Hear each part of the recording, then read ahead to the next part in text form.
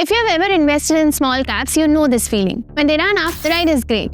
2x, 3x returns, sometimes even 5x. But when they fall hard. 30 to 50% corrections in just a few months. Right now, we're stuck somewhere in between. Prices are moving sideways, some stocks are doing well, many aren't, and results are mixed. But here's the interesting part. Even in this phase, some small businesses are quietly getting stronger. Margins are improving, debt is coming down, sales mix is getting better, and return numbers are improving. And this is exactly what the video is about. We have picked 5 such small companies across 5 different sectors where the business itself is moving in the right direction.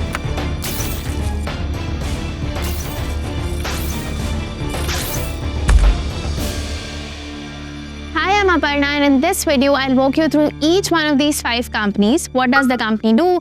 What's changing inside the business? And the risks you should watch. So watch till the end because you won't just know the name of the stocks, but you'll also understand how to think about them as an investor. So let's start with the first one, Laurus Labs. Most people know Laurus Labs as a pharma company that makes HIV medicines. That's where it actually started, and that's still part of the business. But the structure has now evolved. It does 2 main things. First, they still make medicines, but not just raw ingredients anymore, but finished tablets and capsules that go to patients in countries like the US and Europe. Moving from just making the ingredient to making the final product, that's a big deal. It means better profit margins and more control over the value chain. Second, they now work with big global pharma companies to help develop and manufacture new drugs, also called CDMO. Think of it like a contract manufacturer for the drug world. Laurus does the work, and when the drug gets approved and starts selling, Laurus gets paid on every batch they produce, which is a recurring income. Now let's see how the business is actually doing. In the first 9 months of this financial year, Laurus did about 5,000 crore in revenue. That's 30% more than the same period last year. Solid growth. What's even better is the profit margin. A year ago, for every 100 rupee they earned, they were keeping about 17 rupees as operating profit. But today, that number has jumped to 26 rupees. That's a massive improvement. Now, the finished medicine segment grew 48% year on year. This shift has pushed their overall gross margins up to around 60%. That's before paying for offices, staff, and everything else. That's a high quality number. 3 new drugs that Laurus was helping develop have now crossed over into actual commercial production in the last 18 months.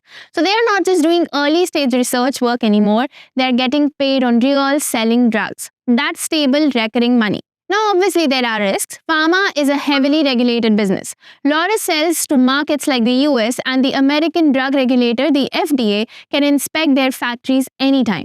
One bad inspection, one warning letter, and exports can stop overnight.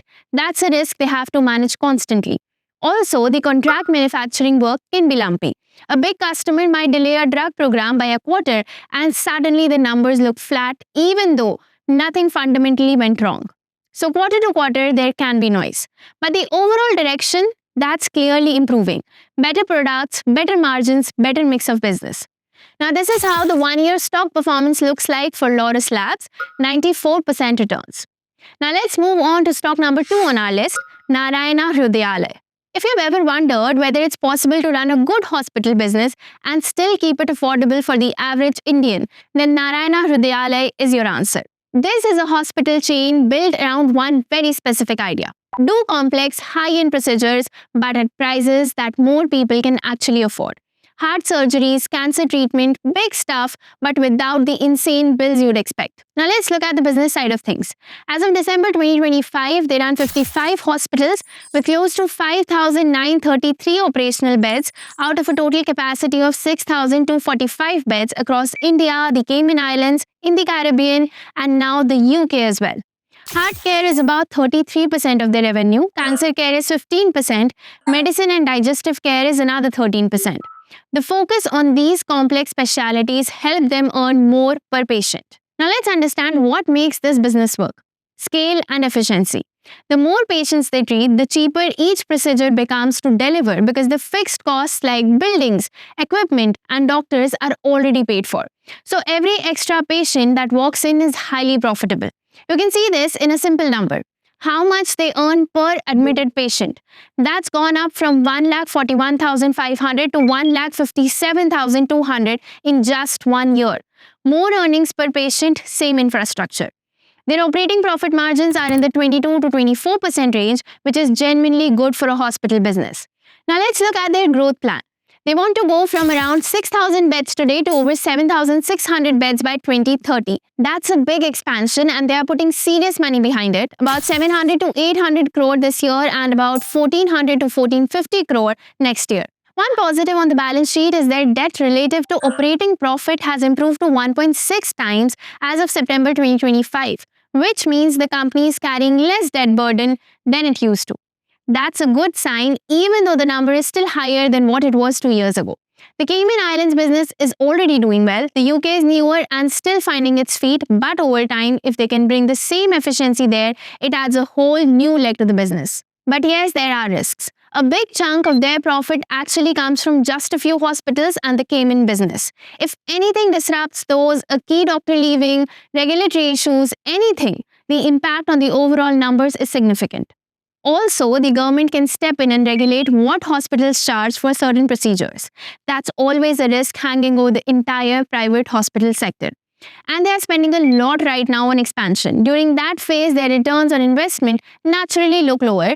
The real test is whether this expansion generates the returns they are expecting over the next 5 years. Now, this is how the 1-year stock performance looks like for Narayana Hrudayalaya, 26% returns. Now, let's move on to stock number 3 on our list, Ather Energy. A couple of years ago, Ather Energy was that cool electric scooter startup from Bangalore. Great product, premium feel, but mostly popular in South India and still bleeding money. Fast forward to today and the story is genuinely changing. Let's look at the numbers first. In all of FY25, they sold 1.55 lakh scooters. In just the first 9 months of this year, they have already sold 1.79 lakh. That's a 50% jump compared to the same period last year. Volume is accelerating. Then comes market share, which is very interesting. Ather now has 18.8% of the pan-India electric scooter market. Maharashtra alone is at 18.6% and the middle India cities beyond the metros is at 17.4%. This is no longer a South India brand. It's gone national. Now let's understand why are the economics improving. Simple. The more scooters they make, the cheaper each one gets to produce. 2 years ago, each scooter cost them 1.49 lakh rupees to make. Last year, it dropped to 1.21 lakh rupees. This year, it's gone down to 1.11 lakh. That's a 25% cost reduction in just 2 years without compromising the product. And their profit margin per scooter, after accounting for the cost of making it, has improved by 7% points in just 1 year. That's the manufacturing flywheel starting to spin. But yes, there is one more angle most people don't talk about, the software angle. Ather scooters come with their own software platform, kind of like how an iPhone has an iOS. This software connects the scooter to an app, enables features, and allows Ather to charge for subscriptions. 91% of their customers are actively using this software. Features like auto hold on slopes, which is used daily by 68% of owners, a feature called Magic Twist used by 23% of the fleet, navigation is used weekly by over half the fleet. This engagement is what turns a one-time scooter sale into an ongoing revenue relationship. Right now, the non-scooter revenue, that is subscriptions, accessories, charging, is 14% of their total income. Small today, but it grows as the fleet grows. And it's much more profitable than selling hardware. They also have over 5,000 charging stations across the country and they are starting to make money from those too. Now let's look at the risks. A big one is government subsidies. The EV industry in India runs partly on subsidies from the government to make the prices affordable. If those subsidies get cut, Ather either has to raise prices, which hurts demand, or absorb the cost, which hurts margin. Either way, it's not good. Next is raw material prices, especially for metals that go into the battery and the motor, can be volatile. A spike in commodity prices directly squeezes margins, and the competition is getting intense. Ola, TVS, Bajaj, Honda, everyone is fighting for the same EV customer. Holding on to that 18% market share while growing it is not going to be easy. Now, this is how the 1-year stock performance for Ather looks like, 134%. Alright, now let's move on to company number 4 on our list, Ramco Cements. Cement sounds boring, I know, but stay with me for a minute because the story here is actually quite interesting. Making cement is a brutal business. You're selling a commodity. Every bag of cement is basically the same as every other bag. So the only way to win is to either have the lowest costs or have the strongest brand in your region or both. Ramco Cement has built both, especially in South India. They're one of the biggest cement companies in South India with the capacity to produce about 24 million tons of cement per year. About 80% of their sales happen in the South. That's a strength because they are the dominant player there. But it's also a risk because if the South goes through a price war, Ramco can't just shift sales elsewhere. Their edge is energy. Making cement requires enormous amounts of power, and for most cement companies, electricity and fuel costs are 30 to 35% of their total expenses. Ramco has invested heavily in generating their own power through windmills, thermal plants they own, and a smart system that captures waste heat from the cement making process and converts it back into electricity. In the first 9 months of this year, 42% of their power came from these cheaper self-generated sources. And the result was that their profit per ton of cement, which is the key metric in this industry, went from 713 rupees last year to 827 rupees this year. When you're selling tens of millions of tons, even a 100 rupee improvement per ton is crores and crores of additional profit. They're also quietly building a construction chemicals business, things like waterproofing products and tile adhesives. It's small right now, but it's growing faster than cement and adds a higher margin layer to the business. Now let's look at the risks. Cement prices are outside Ramco's control. If too many players add capacity in the south at the same time, prices fall and margins get squeezed fast. That's already been happening to some extent. Their transportation costs are also significant. Cement is heavy and expensive to ship. If diesel prices go up, their costs go up. And it's not just diesel. If global coal prices rise or the rupee weakens, their fuel costs move up too. Captive power helps cushion this, but it can't fully insulate them. And honestly, the returns on the capital they have invested haven't been that great. Below 12% in recent years, they've spent over 10,200 crore in capex between FY20 and FY25. That's a lot of money. If their factories don't run at high utilization, those returns stay low. This is a business that rewards patience. The fundamentals are improving, but it's not a fast story. Now, this is how the one-year stock performance looks like for Ramco Cements, 36% returns. Now, let's move on to company number 5 on our list, SBFC Finance. You've heard of microfinance. It's basically small loans to very poor borrowers. And you must have heard of big business loans, banks giving crores to large companies. But there's a massive market sitting right in the middle that most people ignore. Small business owners, the kirana store, the small factory, the medical clinic, the auto parts shop. These people need loans of up to 5 to 30 lakh rupees. Not too small, not too big. And getting a loan from a regular bank is genuinely hard for them. Too much paperwork, no formal salary slip, inconsistent income. That's exactly the gap SBFC Finance is filling. The total market for this kind of lending in India is estimated at 4 lakh crore rupees and it's growing at 24% a year. SBFC is still a small player, but they are growing fast. Their total loan book as of December 2025 is 10,478 crore, which is up 29% from last year. 81% of this is small business loans and the remaining 19% is gold loans. Now let me tell you why is this safer than it sounds. Almost all the loans, 94%, are backed by property. The borrower pledges their house or shop as security. And here's the key thing. SBFC only lands about 42 to 43 rupees for every 100 rupee that the property is worth. So if someone borrows against a house worth 1 crore, they get only about 42 to 43 lakh rupees. Even if property prices fell by half, SBFC would still be able to recover their money. That's a very comfortable cushion. Let's understand the business. SBFC lends at about 18% interest. They borrow money from banks and institutions at about 9%. So the gap, what they keep, is roughly 9%.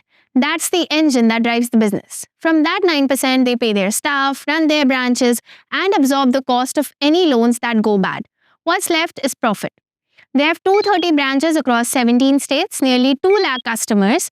They have over 550 people whose entire job is to collect loan repayments. Their credit team physically visits the borrower's business before giving a loan, checking cash flows, understanding the local market, inspecting the property.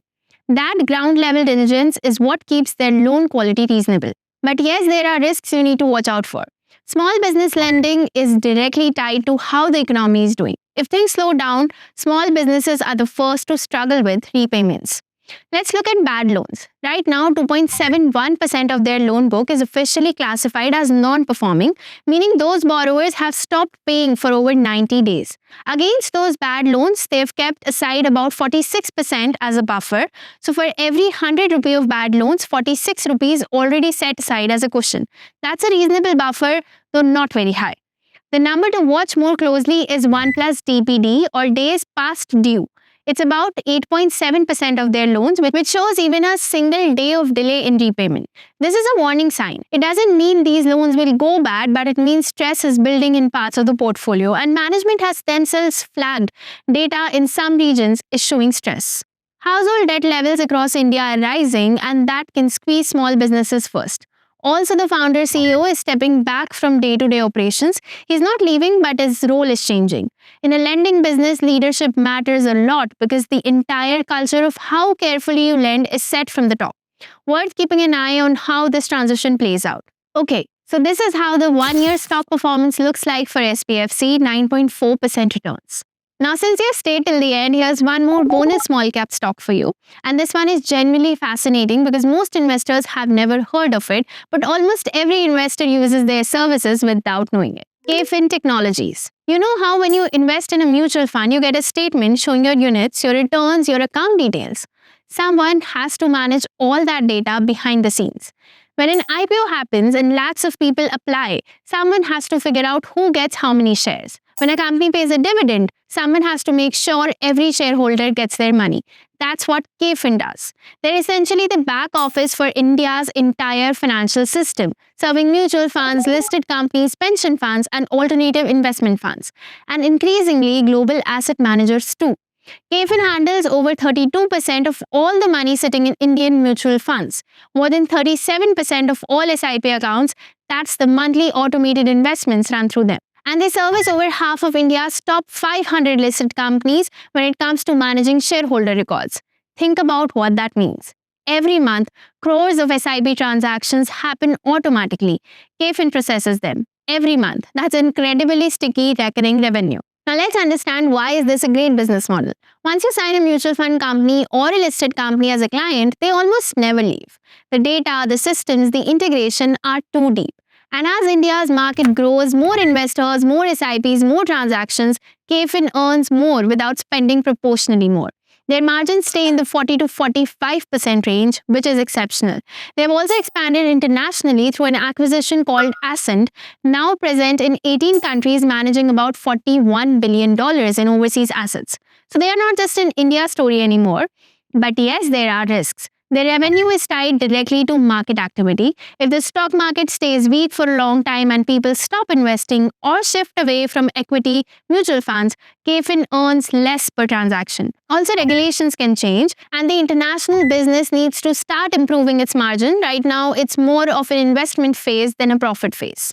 Now, this is how the one-year stock performance looks like for KFin Tech, around 11% returns. So that's it. 5 small cap businesses plus a bonus, each doing something interesting in their own corner of market. Different businesses, different risk profiles, but all of them with one thing in common. The fundamentals are quietly moving in the right direction. That's the game in small caps. Prices are noisy, but businesses, good businesses, compound slowly and steadily. And eventually, the stock prices catch up. If this was useful, hit like, share it with someone who's serious about their investments, and subscribe so you don't miss the next one. Investments in securities market are subject to market risks. Read all the related documents carefully before investing.